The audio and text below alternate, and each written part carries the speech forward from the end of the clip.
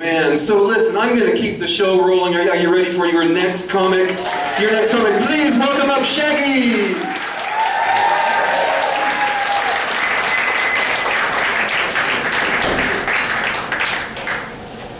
I hate being bipolar. It's awesome.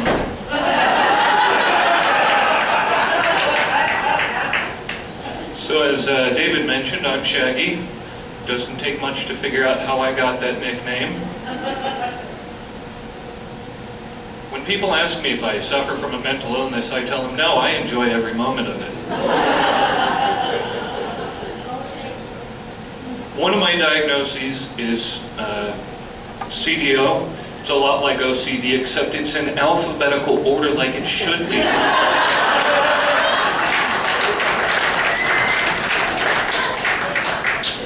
As a person with this diagnosis, I have a tendency to do things in patterns.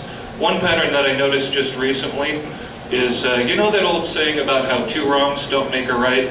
Well, I've noticed that although that's true, it's also true that three rights do make a left.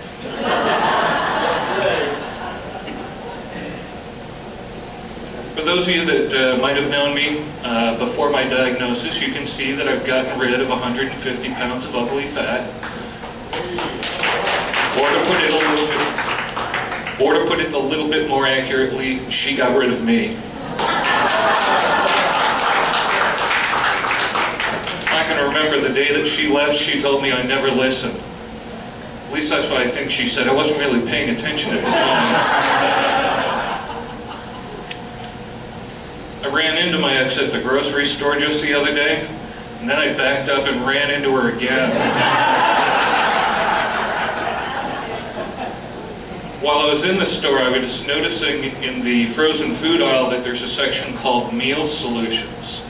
They've got Texas toast, garlic bread, cheesy bread, bread sticks.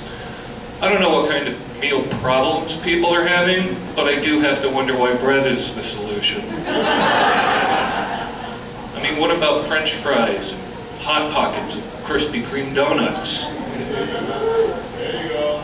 And besides, if walking that far down the grocery aisle is too much work for you, French fries are much closer to the entrance.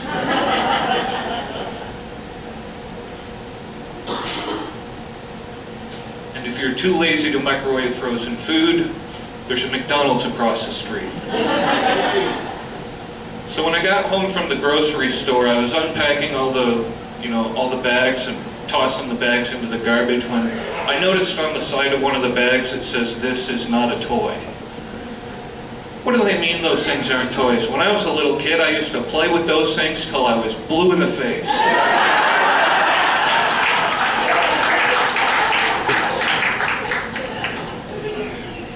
So I have an eating disorder, and so some of my behavior around food is a little dysfunctional. Sometimes it can be hard to get through the day on a string bean and half a carrot. But when it comes to my eating disorder, to give you an idea of what it's like, to me, dieting is an extreme sport. My older brother has the exact opposite problem. The other day he was trying to tell me that he eats like a bird. I said, yeah, right, only if that bird is a vulture. I eat healthy, but sometimes I don't eat enough.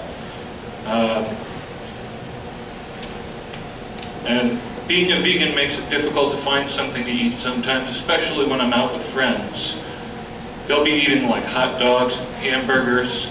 I end up snacking on the styrofoam cup and plastic cutlery, which goes surprisingly well with tree bark. Sometimes, just to fit in with my meat-eating friends, I'll bring along a box of animal crackers.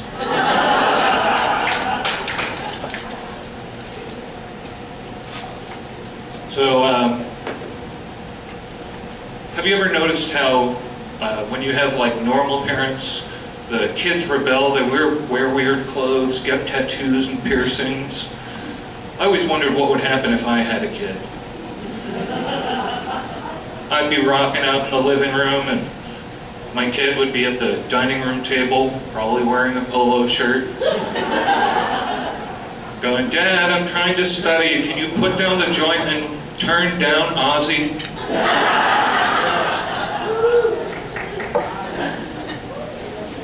Recently, I got an emotional support animal. As with any animal, in order to get it to recognize its name, you have to say that name frequently. For the first couple of weeks, that cat wasn't really sure if his name was spit that out or get down from there.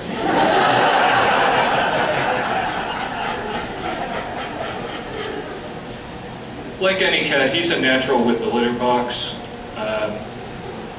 He's also really good at setting his own psychiatry appointments and filling his Mediset. His hygiene isn't that great. He has trouble grooming himself.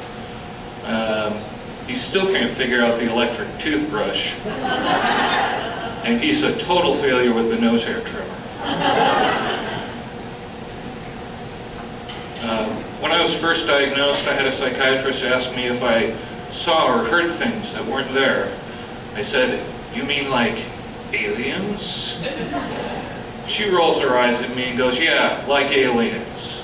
I said, "Nope, the aliens I see really are there."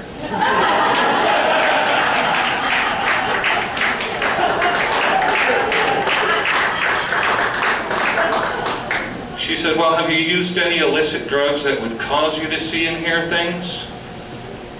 I said, "Who needs illicit drugs when you can see aliens on your own?" She says to me, "What do you think you are, some kind of comedian?" I said, "As a matter of fact, yeah, you should come see my show."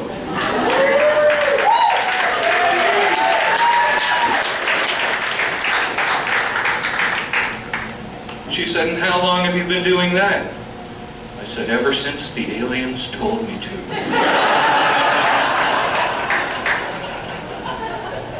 Most people that know me know that I'm an atheist. I like to go around and knock on people's door for absolutely no reason.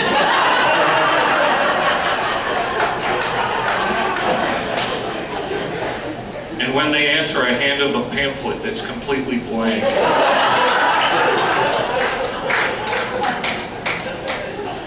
So have you ever noticed how our medications always seem to know where to go? You know, an aspirin will go to your head, Dones will go to your back, decongestant will go to your nose. I always wondered what would happen if I took a Midol. Would it be just wandering around inside of me going, "Look man, I am really, really lost."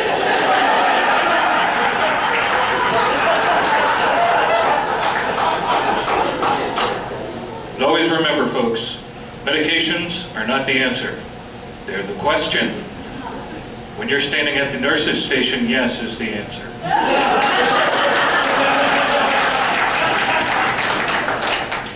That's all my material. Thank you.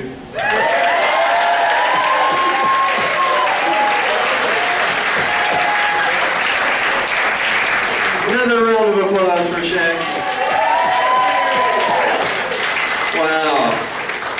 And I just want to mention in terms of Shaggy, he was terrified in the dressing room, and it's like he overcame it. You know, people treat, I'll give you an example. Sometimes when I'm interviewed by the media, people say, "Oh, you know, these mentally ill people, you know, I don't think they'll be able to get on stage. What if..."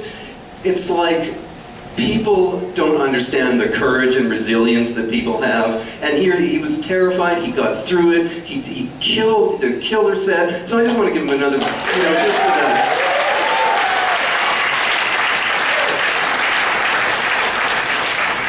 Shaggy.